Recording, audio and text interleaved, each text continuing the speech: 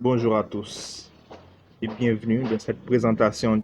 Aujourd'hui, nous allons explorer plusieurs œuvres qui ont marqué le temps et qui représentent, entre autres, Les plus belles, les plus significatives. nous allons aujourd'hui vous présenter 10 des plus beaux tableaux du monde. À noter qu'il existe plusieurs critères pour déterminer les plus beaux tableaux au monde et ils peuvent varier en fonction des opinions et des préférences individuelles. Cependant, voici quelques critères couramment utilisés. La technique, la composition, l'émotion, la signification et la popularité. Nous aurons beau dire sur les critères, dans le sens qu'ils sont très importants et qu'ils sont au centre du choix des plus beaux tableaux. Mais ce n'est pas principalement notre sujet. Allons découvrir les plus beaux tableaux. Mona Lisa est l'œuvre d'art la plus reconnue du monde. Œuvre de Léonard de Vinci, aussi connue sous le nom de Joconde, elle est située dans le Louvre à Paris. Ce tableau attire peut-être plus de visites que d'autres peintures célèbres. C'est un portrait de Del Giocondo, l'épouse du riche marchand florentin Francesco di Bartolomeo. Cette peinture est admirée par tous les amateurs de l'art et des scientifiques. Elle donne au spectateur le sens de toucher, l'harmonie et l'éternité. Elle a une grande renommée par de hautes qualités artistiques, mais aussi à l'atmosphère de mystère qui entoure cette œuvre. L'école d'Athènes. C'est l'une des fresques les plus célèbres de Raphaël. L'artiste de la Renaissance italienne. En 1508, Raphaël a été officiellement nommé le peintre de la papauté et il a peint les salles de cérémonie du palais du Vatican.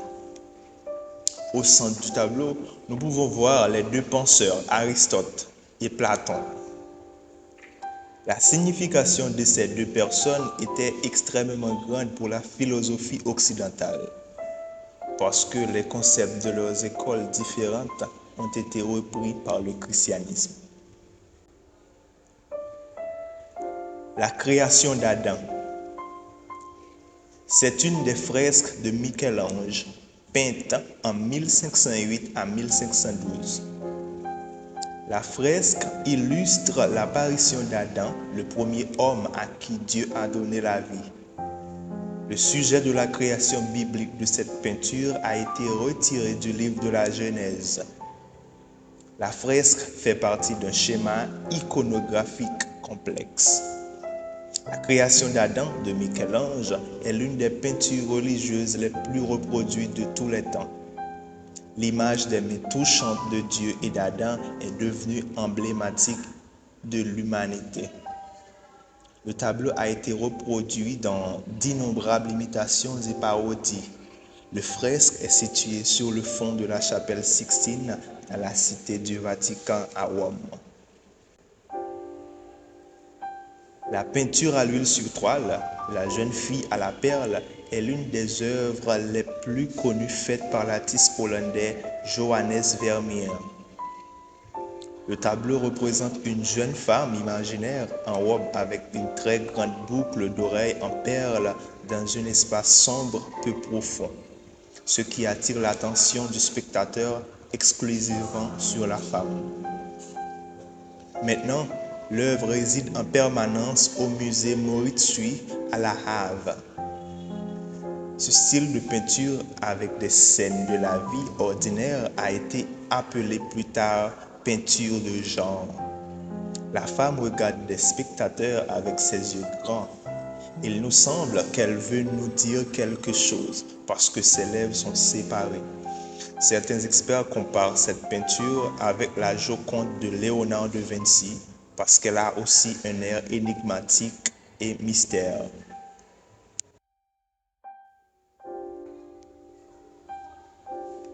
La Ronde de nuit. Ce tableau est le plus célèbre de Rembrandt. Il représente une compagnie de la milice dont les membres sont prêts à venir à n'importe quelle heure pour défendre la ville ou pour réprimer des révoltes. Les portraits des troupes étaient très populaires dans ce temps-là. Pour améliorer la composition, Rembrandt a ajouté les autres personnes. La manière dont Rembrandt a disposé les personnages crée une immense vitalité. L'utilisation frappante de la lumière et de l'ombre renforce cette impression. Ce tableau est distingué des autres peintures de Méliès qui ont été faites en même temps parce que Rembrandt a fait un travail très remarquable et impressionnant techniquement.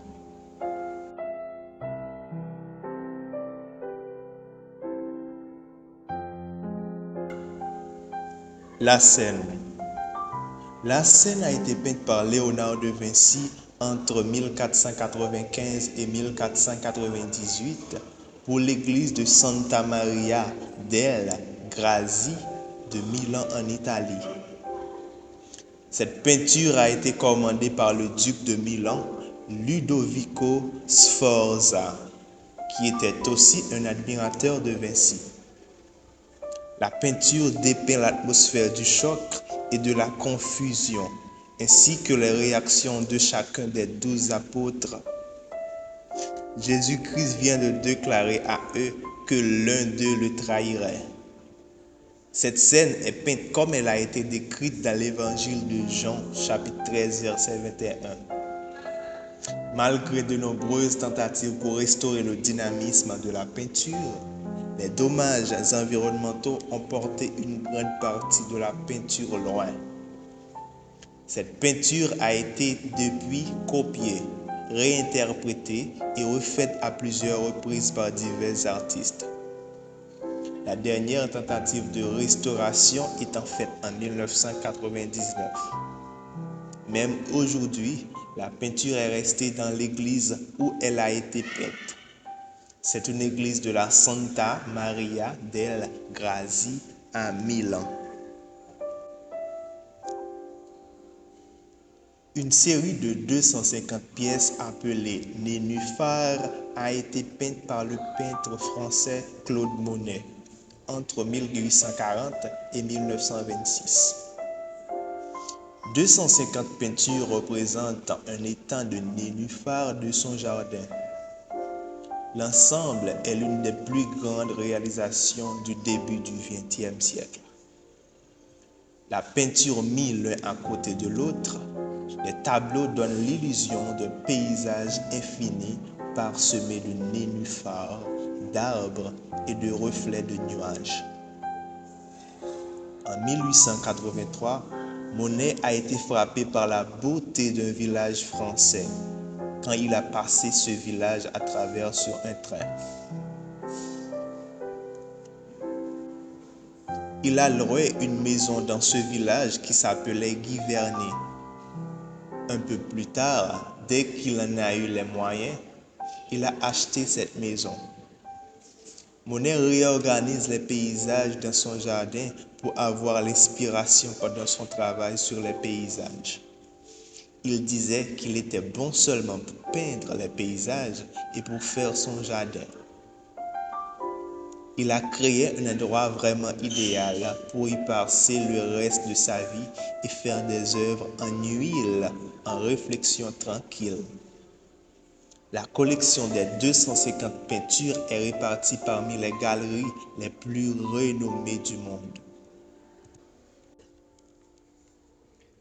Cette peinture de l'artiste néerlandais Van Gogh a été peinte en 1989. La Nuit étoilée est située actuellement au Musée d'art moderne de New York qui la possède depuis 1941.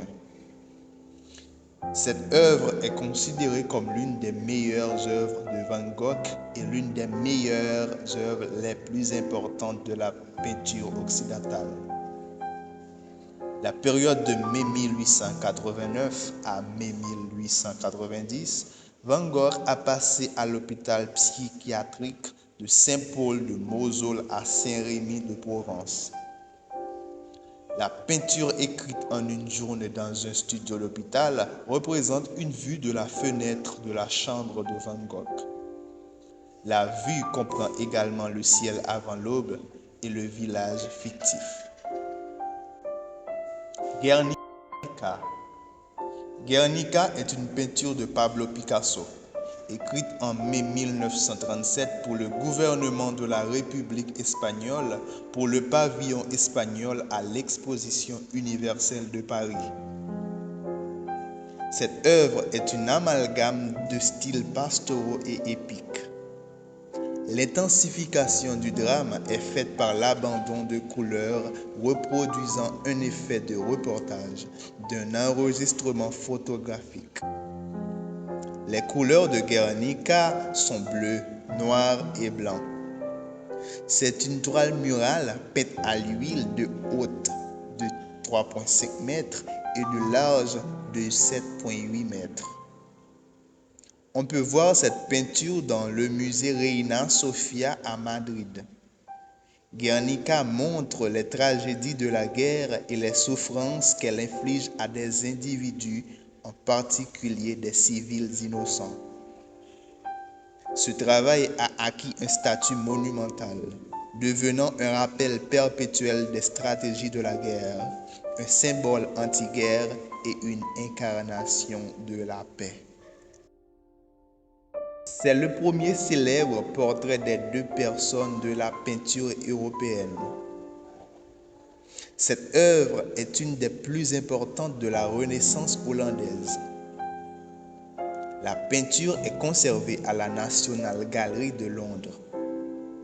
Ce portrait représentant un marchand et une femme qui pourrait être sa conjointe. Le portrait d'un couple Arnolfi est l'un des meilleurs exemples de portrait intime dans l'œuvre de l'artiste. Cette peinture est un peu loin du reste des œuvres de Van Eyck.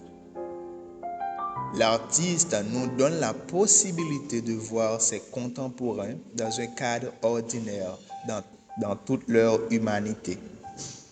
L'artiste a changé peut-être délibérément les proportions des personnages pour mettre en évidence leur tête et leurs mains et pour les rapprocher de l'idéal de la beauté de cette époque.